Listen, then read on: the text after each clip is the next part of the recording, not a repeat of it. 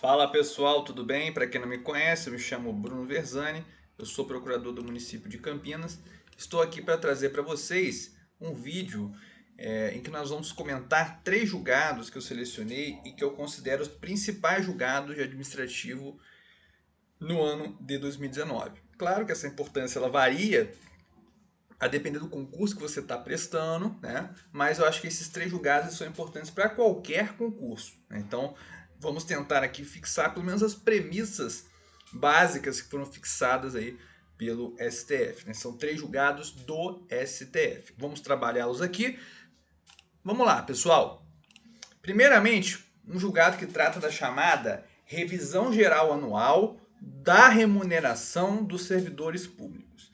Pessoal, primeiramente, antes de vermos o julgado, o que é essa revisão geral anual? Está lá no artigo 37, inciso 10 da nossa Constituição. A remuneração dos servidores públicos e o subsídio de que trata o parágrafo 4º do artigo 39 somente poderão ser fixados ou alterados por lei específica, observada a iniciativa privativa em cada caso, assegurada a revisão geral anual sempre na mesma data e sem distinção de índices. Então, de acordo com os servidores públicos que estavam questionando judicialmente essa matéria, esse artigo 37, inciso 10, garantiria aos servidores públicos um direito subjetivo a que anualmente fosse revisada a sua remuneração para acompanhar a inflação do período. A ideia por trás desse dispositivo, dessa revisão geral anual, é que a remuneração do servidor ela fosse sendo corrigida conforme houvesse o aumento na inflação, né, para ele não perder o poder de compra. Porque se ele comprava no mercado com a remuneração dele X em um determinado ano, daqui 10 anos depois ele não consegue comprar nem X sobre 2, né, porque a inflação corroeu a remuneração dele nesse período. Então a ideia da revisão é que a remuneração dele acompanhe a inflação, né, para que ele mantenha seu poder de compra. O STF ele entendeu que não. O STF entendeu que esse dispositivo não garante um direito subjetivo ao servidor público. Não garante um direito subjetivo a que ele tenha a revisão geral anual de sua remuneração.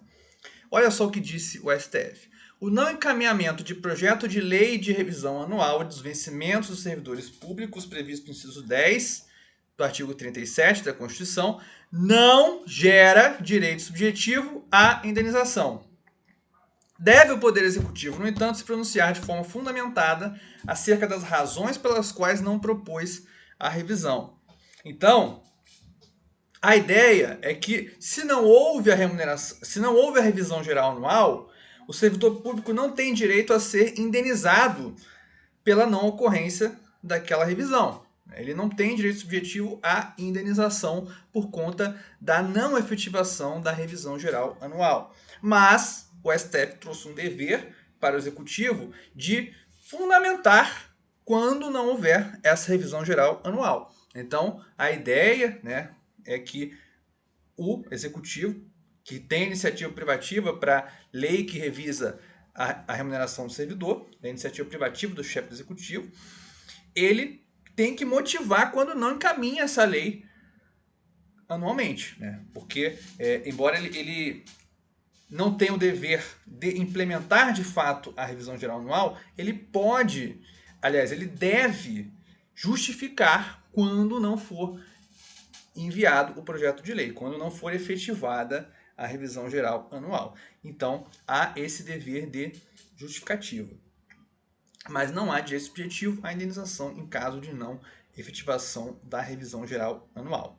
Pessoal, cuidado, porque existe outro julgado muito importante, não está dentro dos 3 julgados que eu selecionei, mas só para a gente comentar que é um tema afeto, é um julgado afeto a essa questão, né, que o STF, em dezembro do ano passado, ele disse que a revisão anual de remuneração de servidores depende de previsão na LDO e na LOA. Então, cuidado, pessoal. Olha para mim. Para o STF, não basta a mera previsão da revisão na Lei de Diretrizes Orçamentárias, a chamada LDO. é necessário, no mínimo, que ela esteja prevista tanto na LDO quanto na LOA. E aí depois você vai discutir se a previsão na LOA gera direito subjetivo ou não, né? Uma discussão de direito financeiro, não vou aprofundar aqui, a gente pode até discutir isso num outro vídeo, mas para o STF é pressuposto, para que haja essa revisão geral anual, que ela esteja prevista tanto na LDO, na Lei de Diretrizes Orçamentárias, na Lei de Diretriz Orçamentária, quanto na LOA, na Lei Orçamentária Anual. Lembre-se que a LDO ela orienta a feitura da LOA, né? Ela orienta, ela traz parâmetros, mas a LOA não está obrigada a seguir tudo que está na LDO. São só diretrizes orçamentárias. Foi isso que o STF frisou, né? E é um julgado bastante importante também. Pessoal, então, para quem quiser ler aí, né, a notícia ela é recente, relativa ao RE 905357, tá, pessoal? Segundo julgado, vamos para o nosso segundo julgado. A fundação instituída pelo Estado pode estar sujeita ao regime público ou privado, a depender do estatuto da fundação e das atividades por ela prestadas. O STF decidiu isso recentemente, também em agosto de 2019, em repercussão geral, informativo 946. Então, o STF aqui, ele pacificou em sede de repercussão geral uma discussão antiga, muito antiga na doutrina e até no próprio STF, se a fundação pública ela seria de direito público ou de direito privado, ou se ela poderia ser ou uma ou outra, né? Existe doutrina para todo lado. Existem alguns autores como Carvalhinho, por exemplo, que entendem que só pode ser fundação pública de direito privado, né? Mas o STF ele já vinha entendendo no sentido de que a fundação pode ser tanto pública, de direito público, a chamada fundação autárquica, que é uma pessoa jurídica de direito público que se assemelha a uma autarquia, ou ela pode ser uma fundação pública de direito privado, e ela vai se assemelhar a uma estatal, ela vai ter um regime mais parecido com o de uma estatal prestadora de serviço público. Então, o regime jurídico da fundação pública vai variar a depender da lei da sua criação. A lei ela vai ou autorizar a criação, e aí pode ser ela registrada no registro civil como fundação pública de direito privado, com um regime semelhante a uma estatal prestadora de serviço público, ou pode ser uma lei que já crie, desde sua vigência, aquela fundação pública. E ela vai ser uma fundação pública de direito privado, de direito público, chamada também de fundação autárquica, que se assemelha a uma autarquia, que vocês lembram, né, que ela também é uma entidade criada por lei, né, e não somente autorizada, como o caso das estatais. Então é um julgado muito importante porque ele pacifica uma discussão acerca da organização administrativa, né? E isso gera uma série de consequências, né?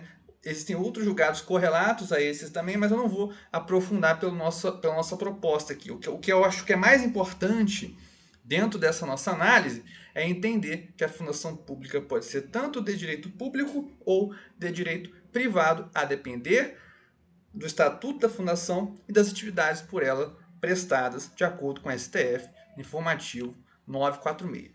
Pessoal, para a gente fechar o nosso último julgado, importantíssimo, também já era uma tese que vinha correndo na STF, que agora está em sede de repercussão geral, que é a chamada teoria da dupla garantia. Teoria da dupla garantia em matéria de responsabilidade civil do Estado e responsabilização do agente público. Vamos ler aqui qual foi a tese fixada pela STF. A teor do disposto no artigo 37, parágrafo 6º da Constituição Federal, a ação por danos causados por agente público deve ser ajuizada contra o Estado ou a pessoa jurídica de direito privado prestadora de serviço público, sendo parte ilegítima para a ação o autor do ato, assegurado o direito de regresso contra o responsável nos casos de dolo ou culpa. Pessoal, o que o STF pacificou aqui em sede de repercussão geral é que a vítima ela não pode ajuizar uma ação diretamente contra o agente público que causou aquele dano.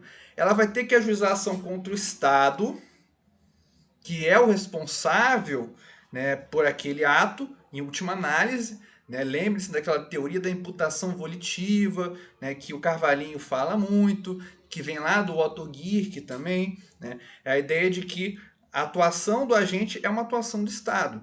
Então, a atuação do agente é imputada ao Estado. Por isso, você vai entrar com ação contra o Estado. O Estado vai ser o polo passivo daquela ação indenizatória. Você não pode ajuizar ação diretamente contra o agente público. O agente público, ele tem o direito, ele tem a garantia de ser apenas responsabilizado perante o Estado. Ele não pode ser responsabilizado perante você, vítima daquele ato. Então existe uma dupla garantia. A garantia da vítima de ser indenizada perante o Estado e a garantia do agente público de só ser responsabilizado em sede de regresso, em sede de ação de regresso, que vai ser proposta pelo Estado depois de pagar aquele dano, depois de pagar, de indenizar a vítima daquele dano. Então essa tese foi pacificada em sede de repercussão geral, informativo 947. Então, pessoal, espero que vocês tenham gostado do vídeo. Eu selecionei 3 julgados. Se vocês gostaram desse vídeo, deem um joinha, curtam, inscrevam-se no canal para acompanhar outros vídeos semelhantes que vão ser postados. E botem no comentário qual matéria você quer que a gente faça vídeo desse tipo. Coloca aí, comenta aí, dê sugestões e vamos que vamos. É isso aí, galera. Bons estudos.